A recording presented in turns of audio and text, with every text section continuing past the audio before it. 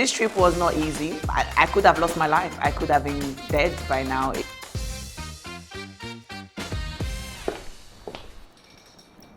Hello. I am an adventurer. I have done a lot of trips in the past. I've traveled to more than 80 plus countries. So travel is in my blood. It's something I do think and enjoy. So the idea from London to Lagos was just this very much. I was born in Lagos, Nigeria. I grew up in London. And I'm trying to connect these two places as consider home. Normally it's a 6.5 hours flight. Why don't I do something a bit more adventurous? I saw Mr. Kunle who did it by bike in 2022. And I went down the rabbit hole of searching. As a woman done this before, have we been able to do such a grand adventure? And I discovered there haven't been anyone at least doing it solo. So, I was like, be the change you want to see, get out there and get exploring. And that's how the idea got planted. It was a gradual process to the point where I was like, okay, I can actually do it. And the journey began. So Mr. Totally did the bike, and he did a very different route to what I did. I did speak to him. He was an amazing mentor. Everybody that I spoke to needing to buy a car, they told me you need a 4x4, all customized, large tires, all of these, brand new preferably. And I'm like, let me just send you my account detail. Because what I have is a Porsche 107, a tiny car that I've used for 5 years plus. That's how I ended up using Peugeot 107, which is also known as Lumi Superstar. But I also quickly know that my parents are very much, you have to play into your parents' strengths in terms of how do they think, what do they expect. Like I said, I've been traveling quite a bit, so there's definitely that track record of she's gone and she's come back. There was that kind of odds were stacked for me in that regard. But also knowing how your parents think. My dad is very logical. He wants to see the facts and everything. I had to present kind of like I've traveled, I've been researching for more than a year for this trip. It wasn't spontaneous. There's a level of preparation that was input. And my mom is very emotional and all of that. So I had to tell her, I had family, friends, in these stop points, and I'll be safe and just, I'll make sure to call in. So they're very supportive. I've been really blessed with an amazing parent that just supports my vision. And yeah, they gave me their blessing and backed with a lot of prayers as well. That very morning, it was around 7 a.m. I was going to go catch the ferry. The car was all customized. You have the bed in there, the kitchen set up.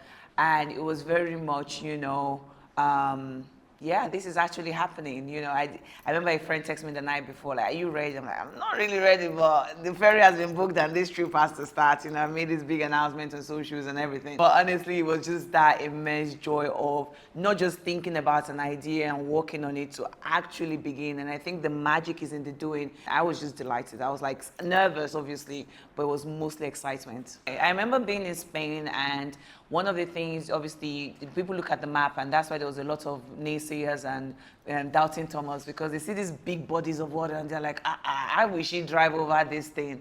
And I had to put the car on the ferry. So I did it from England into France. I did it in Spain. I did it in the Gambia too as well later in the journey. But there was so much miscommunication about how and the process. For the UK France one, it was very easy. I've done it in the past. I did UK to Lake Como. But for this leg of the journey, it was just very complicated in terms of, I had report that say you have to have insurance, and the insurance have to be printed on specifically green paper. I was like, Then one said you need the receipt of the car. I was like, I bought this car 5 years ago. What do you mean I need the receipt? So it was so confusing. I went to ticket office and they were like, we just sell tickets here. Then when you get to Morocco, that's when they'll let you know what you need. I'll first go there first, then they'll what is, so there was just a lot of this, and that's why I tried to demystify the process and really share as much detail on my own journey. So I remember actually, I just had my valid passport, my, driving license, and an insurance policy that was even just on my phone.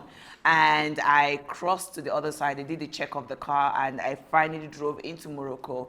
And I busted out crying because I had overthought this process. I had so many crazy ideas, and to see how simple the process was, it made me start thinking, like, what else in my life have I overcomplicated? Like, what else have I overthinking allowed to kick in that was actually pretty straightforward? So yeah, I was finally on the continent, and it was just the trip felt like it finally began. The biggest issues, the biggest challenges, was the border control. It wasn't just Africa as a continent or safety, and it was mostly just crossing from one country to the other.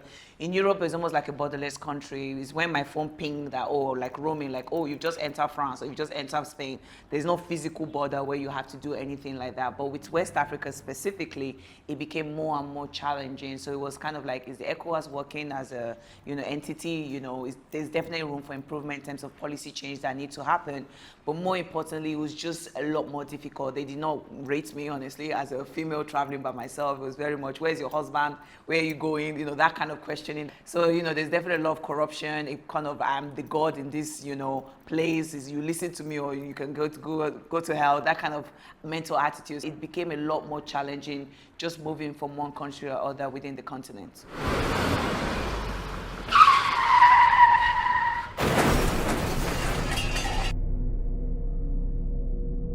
There were events that led to the accident could have been avoided, but again, even if those things did not happen, the accident could still have happened. We are not God. We don't know what would or could or should have happened.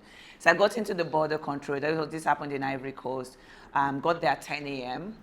Back and forth with the officers, asking for bribe, asking for corruption, blah, blah, blah. I was like, I'm not going to participate in this. This document you are saying I have to pay $100 for, it was that cheap. They finally let me go around 7 p.m. when they were going on. And because I'm doing this solo, that's something people have to remember. I can't just park my car, and most of the time I'm sleeping in my car. So there's enough research that's done about pinpoint places I want to visit and everything. Anyways, I looked around and I was like, this place doesn't feel safe. Let me drive to the place I've researched, which was in Yamoussoukro, where I've researched and I have a base camp waiting for me there. There was a parked truck on the road, dark street, no street lamp or anything. It didn't have a hazard light. Even though they have hazard triangle or something like that, they tend to put at least leaves or something just to warn you that, there's a stationary thing in front of you. So it was parked right in the middle of the road. 1 minute I was driving and 1 minute I wasn't. It was that fast. It was like a movie. It was impact on the truck on my side, which is crazy. Like if I was going any faster, if the truck was carrying something sharp, that's it, game over. And airbags came out. And I didn't even know my phone was programmed to do that, my iPhone. It just started saying, it seems like you've been in a car accident. We are calling SOS. And that is where that message clicked. Because at first I was like, what just happened? Like I just thought maybe I shifted lane, or it was so confusing. Then my horn was blasting, so the neighbors came around, the community member. I just saw flashlights in the darkness, and they were speaking French. I did not speak French. We were trying to open my driver's seat. Driver door, it was stuck, so I had to crawl out of the passenger seat. And I just quick, I've done a bit of medical training. I was just like, okay, I'm moving. There's no internal bleeding. I don't feel like anything is happening to me.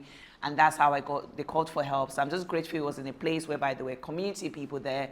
They called for help. And, when the police came and did their research and they were like, do you want to press charges on the truck that, illegally parked? I was like, honestly, it's a ripple effect from the border because number one, I shouldn't have been on that road at that time, So that's why policy in terms of change of border rules and all that, very, very important. Welcome to Ghana! I love Ghana. Like Ghana it was such a warm welcome again. I had the same thing in Sierra Leone where they had like a homecoming for me, like a nice welcome party. So I just knew Nigeria was getting closer and closer. Like the finish line was I could almost taste it. So that was the state of mind I was in. I was just like, wow, we're really doing this thing. Like it's really happening. Yeah. So the excitement. Like I described the excitement when I left London, I thought that was the pinnacle. I thought I couldn't get more excited, but the closer and closer, it just literally took all over me. I was just like damn, like we had this crazy idea and we're about to make it happen.